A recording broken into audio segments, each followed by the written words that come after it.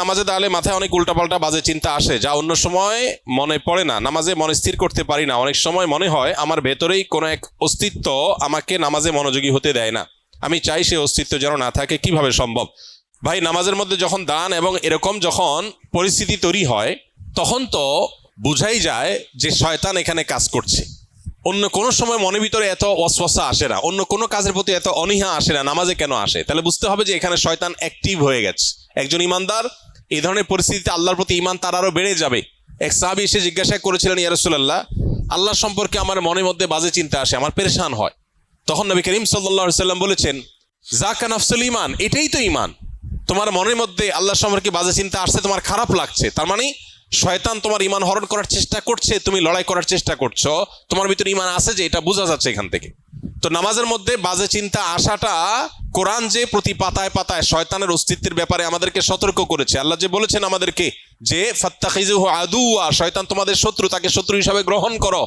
আল্লাহ যে বলেছেন আদু মুবিন, সুস্পষ্ট শত্রু, যার শত্রুতা আমরা অনুভব করতে পারি, নামাজে দাঁড়ালে টের পাই যে সে অ্যাক্টিভ হয়ে গেছে, কাজ শুরু করে দিস। তাহলে আল্লাহর প্রতি ঈমান আরো বেড়ে যাবে এবং শত্রুতা থেকে বাঁচার জন্য আল্লাহর কাছে আশ্রয় আরো বেশি মনে মনে কামনা করবো। ইনশাআল্লাহ বিদিনিল্লাহ এর মাধ্যমে আল্লাহ তাআলা আমাদেরকে হেফাজত করবেন। এরপরে যদি ইচ্ছার বাইরে কারো মনের মধ্যে এরকম কিছু চলে আসে যেটা তার নিয়ন্ত্রণে না, সে চেষ্টা করবে সরায় আনার জন্য। এটুকু হলে ইচ্ছার বাইরে যেটুকু মন নামাজের বাইরে চলে গেছে, এর কারণে গুনাহ হবে না। আর আল্লাহ সম্পর্কে বাজে চিন্তা, এটা এখন ঘরে ঘরে জনে জনে শত শত হাজারো মানুষ আমাদের কাছে কাগজ লিখে দেন যে আল্লাহ সম্পর্কে বাজে চিন্তা আসছে।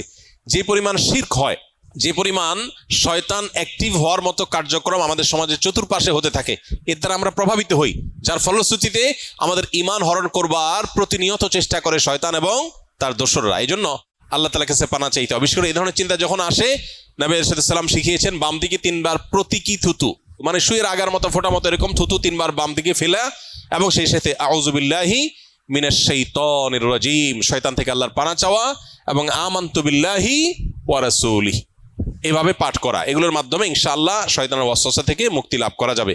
এটা নামাজের বাইরের কথা বলেছে। নামাজের মধ্যে আল্লাহর কাছে মনে মনে পানা চাইবেন এবং শয়তানের সাথে সংগ্রাম করে নামাজের দিকে মনোযোগ দেওয়ার চেষ্টা করবে, এটাই যথেষ্ট ইনশাআল্লাহ।